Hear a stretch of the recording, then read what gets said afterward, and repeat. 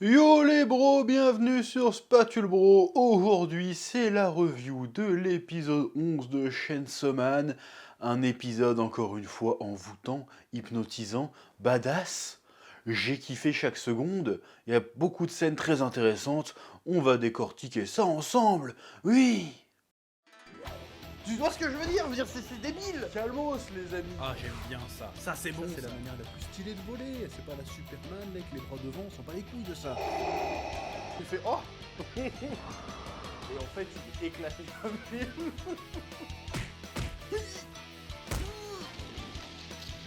Je sais pas ce qui m'a pris là. Là, j'ai craqué. Bon, on est sur un épisode qui annonce des choses. Hein. On est sur vraiment, on sent qu'on arrive en phase finale de cette première saison qui fera 13 épisodes, il me semble, ou 12. Je sais plus si c'est 12 ou 13. Ouais, je me suis pas renseigné avant d'allumer ma caméra parce que je suis un branleur. Mais vous me direz dans les commentaires, vous me corrigerez. Comme ça crée de l'interaction. Disons que je suis dans le business, je sais comment faire, faire des stats. Non, je déconne. Bref, on arrive vers la fin et si ma mémoire est bonne du manga, on va finir sur une fin de saison plutôt stylax. J'aime bien ce mot stylax. Donc, plusieurs scènes super intéressantes dans l'épisode qui commencent à montrer que Chainsaw Man, le scénario est beaucoup plus, comment dire, subtil, complexe qu'il n'y paraît. Parce qu'au début, tout le monde était là, c'est juste un mec qui veut toucher les boobs. Mais en fait, que ce soit l'univers, la mythologie ou les différentes intrigues, on est sur un truc à plusieurs niveaux finalement, et ça devient vachement intéressant. Alors tout d'abord, nous avons Aki qui fait la rencontre du démon futur. Alors je me souvenais pas que le démon futur était aussi foufou dans le manga. Encore une fois, j'ai pas tout relu. Mais j'ai kiffé le délire. Déjà, on le voit déjà dans l'opening hein, où il est en train de danser comme je sais pas quoi là. Mais je me souvenais pas qu'il était aussi foufou. J'ai bien aimé la personnalité du démon futur, je l'ai trouvé sympathique. Mais en même temps, il redevient. J'adorais la scène où il fait vas-y, tu veux voir, avant de signer un contrat avec toi, tu vas mettre ta tête dans mon bide. Et du coup, d'un coup, il devient un peu effrayant. Tu fais, ah d'accord, il a l'air sympathique, mais peut-être qu'il va lui bouffer la tête, on sait pas trop en fait. Et à qui bah les couilles, il fait, vas-y. Il hésite un peu, ah d'accord. Puis il met sa tête. Puis après, la bestiole, elle ouvre ses yeux, elle devient super effrayante. D'un coup, elle fait genre, oh, je veux juste habiter dans ton œil droit parce que tu vas avoir une mort, la pire mort qui soit. Je veux juste voir ça, ça va être incroyable. Et là, tu te dis, wow, bon, moi je sais, c'est quoi les bails. Mais tu te dis, wow, t'imagines tout un tas de trucs possibles. Bon, t'as certainement aussi, si tu n'as pas lu le manga, t'as certainement imaginé 1 milliard de trucs, parce qu'on te dit la pire mort possible. Qu'est-ce que ça veut dire? Est-ce que ça veut dire qu'il va mourir d'une manière extrêmement hardcore? Est-ce qu'il va mourir d'une manière extrêmement gore? Ou est-ce que ça va être plus la situation dans laquelle il va mourir qui va être atroce, tu vois? On sait pas, en fait, donc t'imagines tout un tas de trucs, et c'est de là que crée l'angoisse, que crée la peur, en fait. Et c'est ça qui est assez intelligent dans Chainsaw Man, et on en reparlera, c'est que quand ça devient vraiment effrayant, c'est pas tant par les trucs qui te montrent, mais par les trucs que ça ne te montre pas, que ça devient effrayant. On va en reparler, même dans cette revue, on va en reparler d'ailleurs. Ouais, donc du coup, tu t'es certainement imaginé 1 milliard de morts horribles pour le personnage d'Aki. En fait, t'as tort. cherche pas à deviner. Impossible à deviner, en vrai. Vraiment. Vraiment, vraiment, vraiment. Et je n'en dirai pas plus. Histoire de ne pas spoiler quoi que ce soit, bien évidemment. J'ai beaucoup aimé aussi le passage en voiture de retour de son contrat. Alors, par contre, j'ai l'impression que ça a annulé les contrats qu'il avait précédemment. Alors, on savait qu'il avait plus le contrat du démon renard qui veut plus lui parler.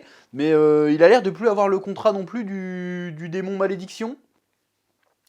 Parce qu'après, tu le vois, il se bat avec un katana normal, donc il a plus l'air d'avoir le démon malédiction non plus, ce qui est un peu bizarre, du coup, pour le coup. Alors j'ai raté un truc, parce que le démon malédiction, a priori, il s'en était bien tiré, il a pas eu de problème avec le démon malédiction. Ou alors il peut plus s'en servir parce qu'il lui reste trop peu d'espérance de vie, peut-être. C'est peut-être ça aussi. Donc du coup, il a dit, vas-y, je vais plutôt passer un autre contrat avec le démon futur. Et donc le démon futur, il lui donne un Sharingan, en fait. Plus ou moins, hein. Il lui donne un Sharingan, c'est-à-dire qu'il peut prévoir les attaques. Bon, c'est un truc pratique, mais quand tu te bats contre des démons de 5 mètres avec 1000 bras, est-ce que c'est vraiment tellement un avantage que ça? C'est vrai que quand tu réfléchis, il a un Sharingan en fait, le bordel. Et en l'utilisant, il nique aussi son espérance de vie. Enfin, c'est pas dit qu'il utilise son... Techniquement, pour l'avoir, il a un peu niqué son espérance de vie, donc Mangekyo Sharingan, qu'est-ce qui se passe? Donc bref, c'est plutôt rigolo. Le personnage d'Aki est très intéressant. Bref, dans tout le voyage en voiture où il le dépose, ils font bah alors ton objectif c'est vraiment de buter le démon flingue. Et genre tu galères contre un démon katana qui a buté 20 mecs, mais tu crois vraiment que tu vas buter le démon flingue alors qu'il en a buté des millions. Pour qui tu te prends, tu vois? Genre il essaye de le prendre de haut, je sais pas pourquoi en fait il les énerve. Parce qu'en fait, je pense que c'est le... Il est pas comme eux en fait, parce que tous les autres démon hunters qu'on a croisés, hormis bien sûr Denji et Power, ils ont l'air d'être là juste pour l'oseille en fait. Ils sont là juste, bah, c'est notre boulot, c'est le boulot qu'on a choisi, ça paye bien, il y a une bonne assurance santé. Voilà, bon, c'est un taf de merde, mais bon, voilà. Et lui, il est là par conviction en fait. Donc, j'ai l'impression qu'en fait, les autres personnages se sentent comme des merdes comparé à Aki. Voir le gars, il a une mission, il est habité, c'est noble, et ils arrivent en mode non, mais de toute façon, tu crois meilleur que nous en fait? Pour qui tu te prends là avec tes motivations là? T'es qu'une merde. Nous on est meilleur que toi. Hein. C'est pas parce qu'on fait ça pour l'oseille que nous on est de la merde. Et Aki fait non mais vas-y, je m'en bats les couilles de ta gueule en fait. Tu pourras te foutre de ma gueule quand j'aurai perdu contre le démon flingue si tu veux, mais en attendant, me casse pas les couilles, je fais ce que je veux. Voilà, j'aime bien ce rapport au système, à la hiérarchie. Tu vois, il y a un mec qui est engagé volontaire dans le système et qui se soumet vraiment par véritable intérêt, c'est-à-dire de s'élever entre guillemets, et t'as ceux qui suivent juste parce que, vas-y, pourquoi pas, tu vois. Tu vois ce que je veux dire? Oui. Ensuite, nous avons une scène aussi très intéressante de dialogue entre Kishibe et Makima.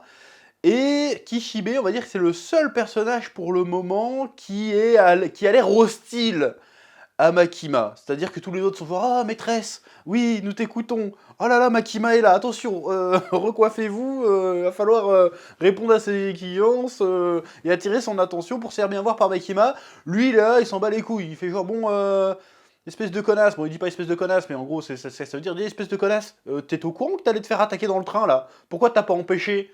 Elle fait « Bah non, moi je me suis fait tirer dessus aussi. » Il fait « Mais arrête de me prendre pour un con. Arrête de prendre pour un con. On tolère tes conneries. » Il dit un truc du genre, hein, je sais plus la réplique exacte, je m'en souviens plus, mais il fait « On tolère tes conneries tant que tu restes du côté des humains. » Et là, pareil, t'entends ça, tu fais « Oula !» Il a l'air de savoir des trucs qu'on ignore. Bon, moi je sais, parce que j'ai lu le manga encore une fois. Tu te dis, il a l'air de savoir des choses qu'on ignore. De quoi il parle? Ça veut dire quoi, ça? C'est quoi ce délire? Et là, tout d'un coup, le personnage de Makima devient... Il était suspicieux, déjà. Un peu effrayant aussi, mais là, il devient encore plus effrayant, encore une fois, parce qu'on sait pas. Qu'est-ce qu'elle veut? C'est qui cette pute au final? On ne sait pas, et c'est ça qui la rend à la fois fascinante et effrayante. D'ailleurs, on continue avec Makima qui va confronter le boss des Yakuza. Il dit, dis donc, il y a des Yakuza qui ont attaqué mes gars, tu vas me dire qui c'est, tu vois. Et le gars il fait, oui, nous, vous voulez pas vous attaquer, on n'a pas de problème avec le gouvernement, y a pas de souci. Et il fait, bon, tu vas m'écrire les noms des gars sur une feuille de papier. Par contre, tu vas pas juste me noter les noms des gars qui ont attaqué mes gars, tu vas me mettre toute l'organisation, en fait. Et le gars, il fait, bah non, je suis pas une poucave, tu vois. Et elle lui pose un papier, elle fait, tiens, j'ai les yeux de toutes vos familles, là, qui sont là. Et tu te dis, merde, comment elle a fait ça, tu vois. Et là, elle devient flippante, tu te dis, elle cherche quoi, en fait? Qu'est-ce qu'elle cherche? C'est qui? Et là, elle devient flippante, parce que tu te dis, comment elle a fait ça? Qui a le pouvoir de faire ça? Qu'est-ce qui s'est passé? Même, il y a des mecs qui essayent de l'attaquer, tout d'un coup, ils se mettent à saigner du nez, ils meurent. Pourquoi ils meurent? En fait, c'est tout ce qu'on ne sait pas qui la rend effrayante. Tout ce qu'on sait, c'est que si tu essaies de l'attaquer, tu vas mourir. Si tu lui obéis pas, a priori, t'es dans la merde. C'est tout ce qu'on sait. Et il y a aussi une réplique qu'elle dit à un moment à Kishibe qui est plutôt intéressante. Non, c'est pas à Kishibe qui a dit ça, autant pour moi. Elle dit ça au mafieux. Le mafieux lui explique que oui, mais nous, les Yakuza, en fait, on a un mal nécessaire. Parce qu'on existe là, on a besoin de nous dans cette société japonaise. Parce que si la mafia japonaise n'existe pas, c'est-à-dire qu'il va y avoir les triades chinoises et pas les bolcheviks, les soviétiques, pardon, qui vont venir. Et eux, c'est pas des enfants de cœur, ils vont foutre le bordel. Donc nous, on existe, au moins on garde, on fait quand même quelques saloperies, mais on garde un certain équilibre. On est les garants d'un certain équilibre. Et Makima a fait non, c'est de la merde. Là, tu justifies juste tes méfaits et ton existence en faisant passer ça pour de la vertu. Et elle lui dit un truc très intéressant, qui prouve encore une fois qu'il va dans mon sens de ce que je dis depuis le début. Elle dit le seul mal nécessaire, justifiable, c'est celui de l'État. C'est-à-dire du système. Et de quoi je disais depuis le début de Chainsaw Man, de quoi parlait Chainsaw Man en sous-texte, hein, il parle pas que de ça. Il parlait justement de la dévotion au système. C'est-à-dire la matrice, sans faire le complotisme, mais le côté t'es dans la matrice en fait. Donc soit t'acceptes d'être dans la matrice, et la matrice a des problèmes avec le fait qu'il y ait des outsiders qui veulent pas rester dans la matrice, qui prennent la pilule bleue. La pilule rouge. Non, la pilule rouge. C'est-à-dire que bah très clairement, t'as Denji qui rentre dans aucune case, qui veut rien de ce particulier, Power pareil, et Aki qui se soumet, mais par intérêt pas matériel, juste parce que en fait c'est sa quête et ça veut l'aider à aller avec sa quête. Il n'a pas de conviction spécialement, il n'a pas de confiance particulière dans le système, il l'utilise à son avantage, alors que tous les autres personnages, peut-être pas Kishibe, mais tous les autres personnages se soumettent à ce système, finalement. Et encore une fois, je pourrais te donner un argument ultime qui dirait que j'ai raison dans ce que je dis. Mais je vais pas spoiler. Mais en fait, petit à petit, tu vas voir que cette grille de lecture que j'ai de Chainsaw Man, elle est pas déconnante du tout. Enfin bref, on verra ça plus tard, oui. Et ensuite, nous avons l'introduction de nouveaux démons. Hein. Nous avons le démon violence, qui a un style un peu stylé. Le démon ange, qui a un délire un peu stylé aussi, en mode ouais, si tu me touches, ça t'enlève de l'espérance de vie. Et puis tu vois Aki qui s'en bat les couilles, il avance vers lui. De toute façon, je suis déjà mort, je suis pas à 1 heure près, m'en bat les couilles. En mode lui, vraiment, il ignore tout, en fait. Et en fait, c'est pour ça que les personnages d'Aki, Power et Denji sont intéressants, parce que je reviens au délire du système. Parce que les démons, finalement, représentent les peurs des humains. Et donc, pour se protéger de ces peurs, sur quoi se reposent les humains? Sur les Devil Hunters, donc c'est-à-dire sur le système, en fait.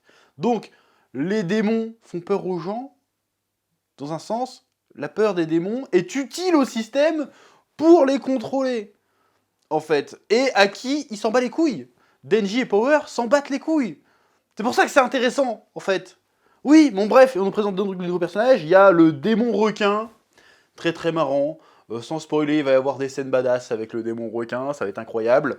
Le démon araignée, qui est pas si effrayant que ça. Je me pensais que ça serait effrayant en animation, mais au final ça passe.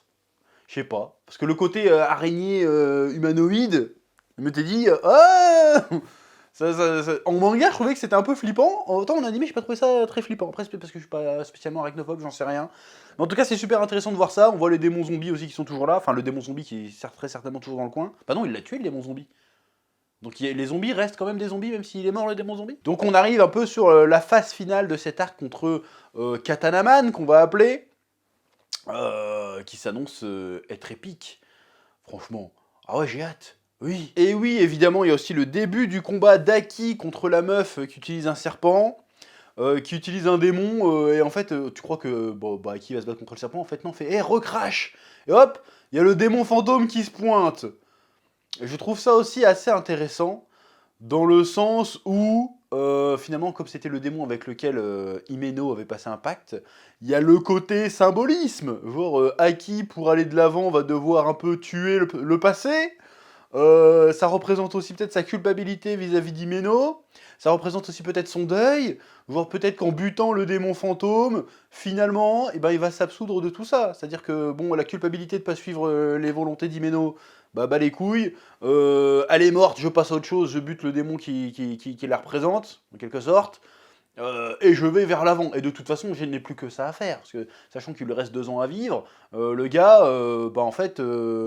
autant aller se diriger vers l'avant sans regarder derrière. Donc j'aime bien le côté...